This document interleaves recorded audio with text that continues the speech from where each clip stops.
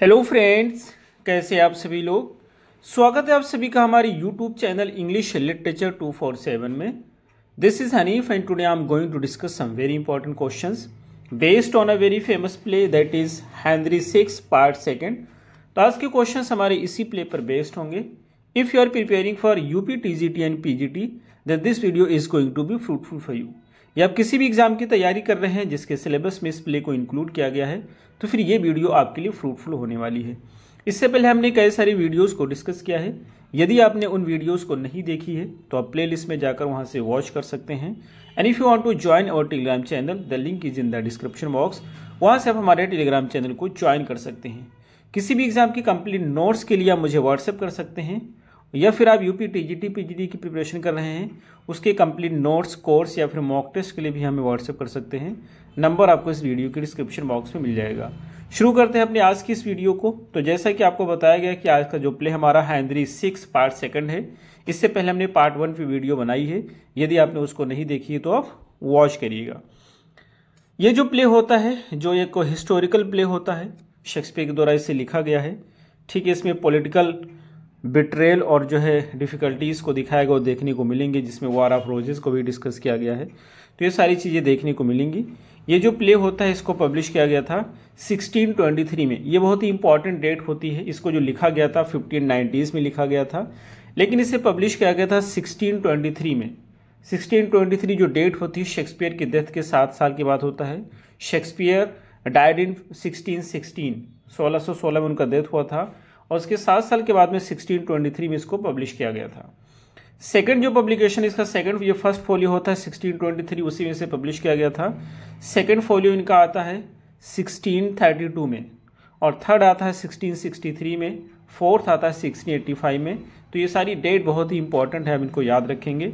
और हम डायरेक्ट आते हैं क्वेश्चंस पे। ये चीज़ आप बाद में रीड कर लेंगे। तो हमारा फर्स्ट क्वेश्चन है, who is the king of England in Henry six part two. Henry six part two जो प्ले है इसमें इंग्लैंड का किंग कौन होता है आपको बताना है।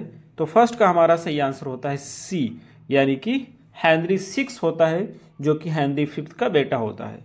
Next question is third, who does king Henry six marry at the beginning of the play. Play की स्टार्टिंग में जो हेनरी सिक्स होता है वो किससे शादी करता है आपको बताना है। तो सेकंड का हमारा सही आंसर होता है बी, यानी मार्गरेट ऑफ अंजू से शादी करता है। ये जो मार्गरेट होती है इसका अफेयर चल रहा होता है सफोल्क से। ठीक है, तो उसी से शादी करता है। Next question is third, what is given to France as part of Margaret's marriage deal. ये कहना चाहते हैं कि फ्रांस को क्या चीज़ दिया जाता है, क्योंकि ये फ्रांस की होती है मार्गरेट। तो फ्रांस को क्या चीज़ दिया जाता है मैरिज के पार्ट के रूप में, एक डील के रूप में। तो मैरिज के बदले में क्या दिया जाता है फ्रांस को। तो थर्ड का हमारा सही आंसर होता है सी, अंजू एंड मेन, जो कि 2 शहर जीते गए हैं, ये उसके बदले दे दिया जाता है।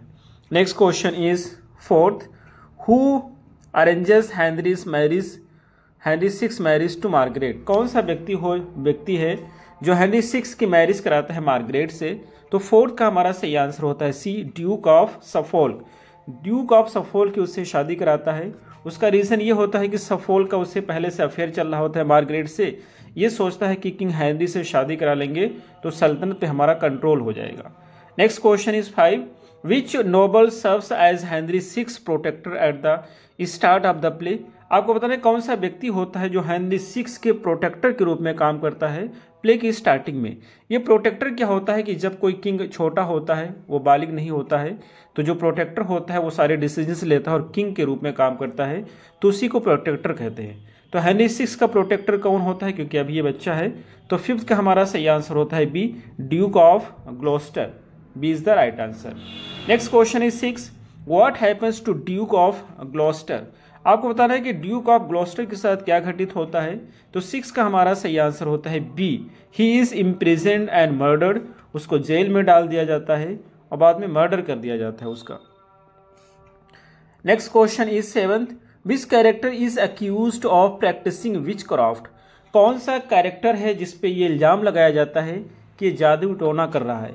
तो 7 का हमारा सही आंसर होता है बी, यानी कि एलिनोर डचेस ऑफ ग्लॉस्टर। जो ग्लॉस्टर की डचेस होती है उस पर ऐसा इल्ज़ाम लगाया जाता है क्योंकि वो जो होती है कुछ जादू टोने वालों को बुला करके फ्यूचर जानना चाहती है। Next question is 8th, who is responsible for Gloucester's downfall. Gloucester के डाउनफॉल के लिए, पतन के लिए कौन सा व्यक्ति जिम्मेदार होता है? तो 8th का हमारा सही आंसर होता है B, Suffolk, Somerset and Margaret, ये 3 व्यक्ति जिम्मेदार होते हैं। Next question is 9th, what happens to duke of Suffolk. Duke of Suffolk के साथ क्या घटित होता है? 9 का हमारा सही आंसर है B, he is executed by the pirates. उसको पहले एग्जाइल कर दिया जाता है, देश से निकाल दिया जाता है। जब वो जा रहा होता है तो ओशियन में पायरेट्स के द्वारा उस पर अटैक किया जाता है और मार दिया जाता है। Next question is 10th, who dies guilt ridden after Gloucester's murder. ये कहना चाहते हैं कौन सा व्यक्ति होता है जो इस गिल्ट में मर जाता है ग्लॉस्टर के मर्डर के बाद कि उसने गलत किया है। तो 10 का हमारा सही आंसर होता है C, Cardinal Beaufort. Next question is 11th, who believes he is the rightful heir to the throne. कौन सा व्यक्ति होता है जो ऐसा विश्वास करता है कि उसका राइट है थ्रोन पे, जिन्हें उसका जो सही हकदार जो है, थ्रोन का सही हकदार या सही वारिस वही है। तो 11 का हमारा सही आंसर होता है सी, यानी duke of York. Next question is 12, who does York send to lead a rebellion in his name. ये कहना चाहते हैं यॉर्क किस व्यक्ति को भेजता है कि उसके नाम से जाकर के विद्रोह करे जो है किंगडम में। तो 12 का हमारा सही आंसर होता है ए, यानी कि जैक केट। जैक केट को भेजता है कि जाकर मेरे नाम से तुम वहां पे विद्रोह करो, और देखना चाहते हैं कि जनता किस तरह से रिएक्शन देती है, किस तरह से प्रतिक्रिया देती है। Next question is 13, what is Jack Cade's false claim to power. ये आपको बताना है कि जैक केट का जो फॉल्स क्लेम होता है पावर के लिए वो क्या होता है। तो 13 का हमारा सही आंसर है C, he is a Yorkist claimant to the throne.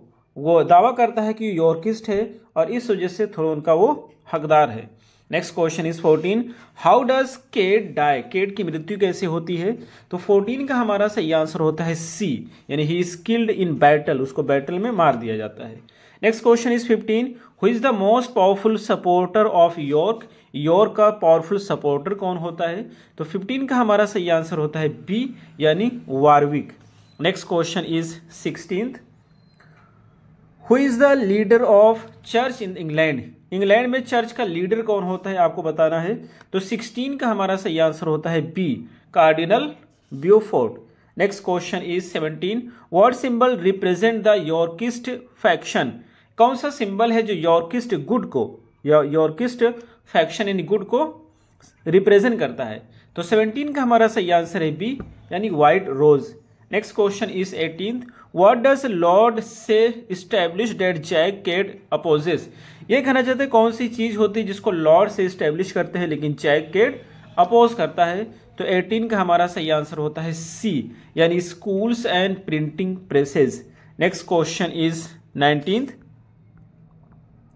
Who convinces Cade's followers to surrender. कौन सा व्यक्ति होता है जो केट के फॉलोअर्स को कन्विंस करता है कि सरेंडर कर दे। तो 19 का हमारा सही आंसर होता है D, Lord Clifford. Next question is 20, who will eventually become king Edward fourth. कौन सा व्यक्ति होता है जो आगे चल के किंग एडवर्ड फोर्थ बनता है। तो 20 का हमारा सही आंसर होता है बी, यानी एडवर्ड सन ऑफ यॉर्क। जो यॉर्क का सन होता है जिसका नाम एडवर्ड है, यही आगे चल करके किंग एडवर्ड फोर्थ बनता है, जो अगले प्ले में आपको देखने को मिलेगा शेक्सपियर के। Next question is 21, what war is four shadowed in this play. कौन सी वॉर को फोर शेडो किया गया है इस प्ले में। तो 21 का हमारा सही आंसर होता है B, the wars of roses, यानी कि वॉर्स ऑफ रोजेस की बात कर रहे होते हैं। Next question is 22, what is the outcome of Jack Cade's rebellion. आपको बताना है कि जैक केट जो विद्रोह करता है उसका रिजल्ट क्या होता है। तो 22 का हमारा सही आंसर होता है बी, यानी it is suppressed and Kate dies, उसको दबा दिया जाता है और जो कैट होता है उसकी मृत्यु हो जाती है। Next question is 23, who is Henry 6 biggest supporter. आपको बताना है कि हेनरी 6 का सबसे बड़ा सपोर्टर कौन होता है। तो 23 का हमारा सही आंसर होता है बी, यानी Gloucester. Next question is 24, what is Queen Margaret's main political goal. आपको बताना है कि जो क्वीन मार्गरेट होती है उसका मेन पॉलिटिकल गोल क्या होता है, लक्ष्य क्या होता है। तो 24 का हमारा सही आंसर होता है C, to rule through influence and alliances, यानी कि वो इन्फ्लुएंसेस से और अलायंसेस से रूल करना चाहती है, शासन करना चाहती है। Next question is 25, who kills Suffolk. Suffolk को कौन व्यक्ति मारता है। तो 25 का हमारा सही आंसर होता है A, pirates. Next question is 26, what does Gloucester's death symbolize. आपको बताने की जो ग्लॉस्टर की डेथ है वो किस चीज को सिंबलाइज करती है, तो 26 का हमारा सही आंसर है ये, the collapse of strong leadership. Strong leadership का कोलैप्स दिखाती है, पतन दिखाती है। Next question is 27, who betrays York in the end. And में यॉर्क को कौन सा व्यक्ति होता है, धोखा दे देता है, तो 27 का हमारा सही आंसर होता है बी, सोमरसेट।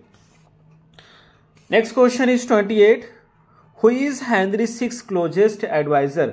आपको बताना है कि हेनरी सिक्स का क्लोजेस्ट एडवाइजर कौन होता है, तो 28 का हमारा सही आंसर होता है C, Suffolk. Next question is 29, where does York go before declaring war. War declare करने से पहले यॉर्क कहां पे जाता है, तो 29 का हमारा सही आंसर होता है B, Ireland. Last question is 30, who leads the final battle in the play. इस प्ले में फाइनल बैटल को कौन लीड कर रहा होता है, तो 30 का हमारा सही आंसर होता है ए, यॉर्क एंड वारविक। तो ये रहे हमारे आज के क्वेश्चन, हमें उम्मीद है आपको जरूर समझ आए होंगे। फिर मिलते हैं अगली वीडियो में, till then take care, have a good time.